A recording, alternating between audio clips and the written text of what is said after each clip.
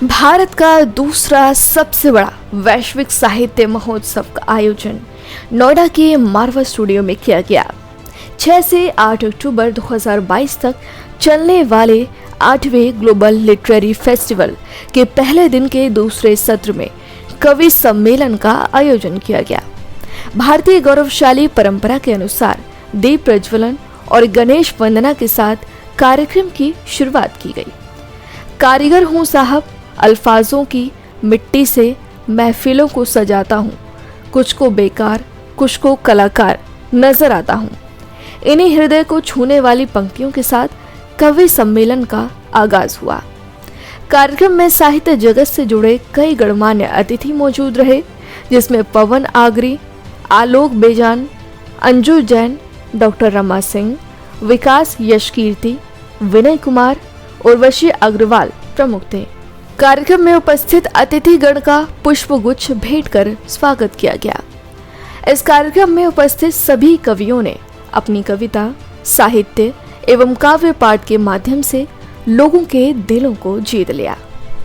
ICMEI के संस्थापक संदीप मारवा ने भी कवि सम्मेलन का खूब आनंद लिया और उन्होंने कहा कि पहले प्रेमी अपनी प्रेमिका को साहित्य के जरिए अपने दिल की बात कहता था, लेकिन समय बदल गया है। अब लोग डिजिटल हो गए हैं, जिससे साहित्य का स्वरूप बदल रहा है।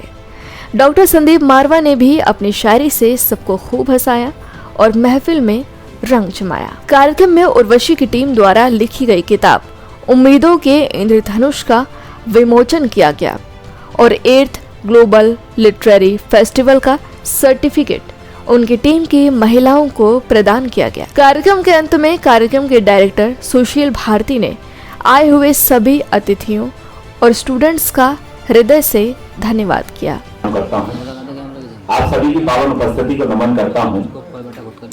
आज संदीप सर का उद्बोधन सुना, बार बार वो तालियों के लिए कह रहे थे।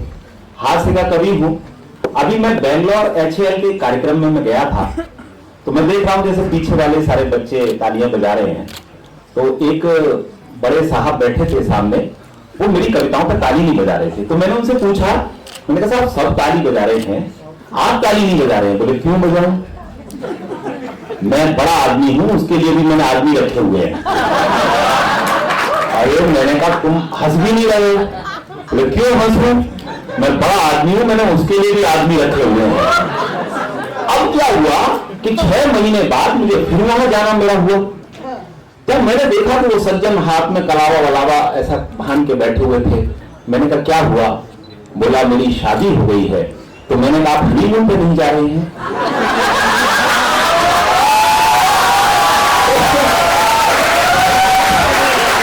आप इतने बड़े आदमी तो नहीं होंगे,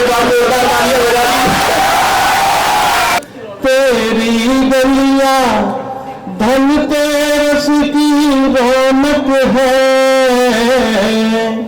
और दिल मेरा है दिन जैसे इतवार का, और दिल मेरा है दिन जैसे इतवार का।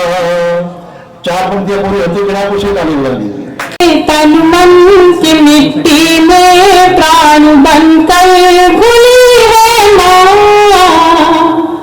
नमक जैसी जरूरी और कभी गुड़ की डली है माँ। मेरे तन मन की मिट्टी में प्राण बनकर घुली है माँ,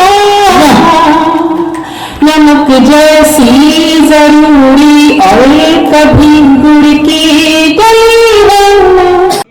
और कितने ही फील्ड के हैं, कितने ही साइंस भी, आर्ट्स भी, कॉमर्स भी, फिल्म भी, फैशन भी, क्या कहते हैं आपका हॉस्पिटल मैनेजमेंट भी है। तो सब कुछ में रहते हुए और एक एक को पहचानना ये बहुत बड़ी बात है। और जब मुखिया इतना जागरूक होता है तो उसके बाद बच्चे तो अपने आप जागरूक होते ही होते हैं। साहित्य लेकर की चुनौतियाँ क्या है? साहित्य लेखन की चुनौतियाँ आजकल तो ये, क्योंकि जब से व्हाट्सएप और फेसबुक आ गया है तब से चुनौतियाँ बढ़ गई हैं। क्योंकि हम जैसे लोग जब लिखना शुरू किया था तब ऐसा कुछ भी नहीं था। हम लोग बड़े लोगों से सीखते थे, उनको सुनते थे, उनसे पूछते थे कहाँ गलती है, कैसे गलती है, कविता में, गीत में, गज़ल में क्या अंतर होता है, नई विधा कौन सी आ रही है। आजकल के बच्चे कुछ नहीं पूछते, सब गूगल से सीख लेना चाहते हैं और इसके साथ व्हाट्सएप पे डाल देते हैं, फेसबुक पे डाल देते हैं। 10 लोगों ने वाह वाह कर दी तो सोचते हैं कि महाकवि हो गए हैं। तो महाकवि क्यों नहीं बनते? महाकवि बनने के लिए आग में तपना पड़ता है, तब जाके हम महाकवि बनते हैं। और कालजयी रचनाओं के लिए तो जैसे तुलसीदास, सूरदास बनना है तो अभी तो बहुत दूर की बात है, ऐसा बन नहीं सकते अभी। सर, आज आप ग्लोबल लिटरेरी फेस्टिवल में आए हैं, क्या कुछ कहना चाहेंगे?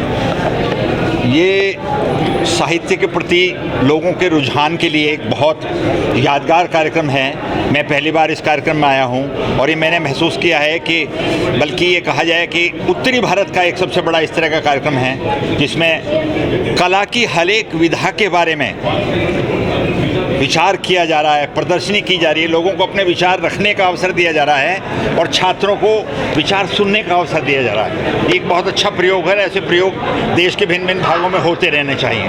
सर, संदीप मारवा सर के बारे में क्या कहना चाहेंगे? जी, संदीप मारवा सर के बारे में क्या कहना चाहेंगे?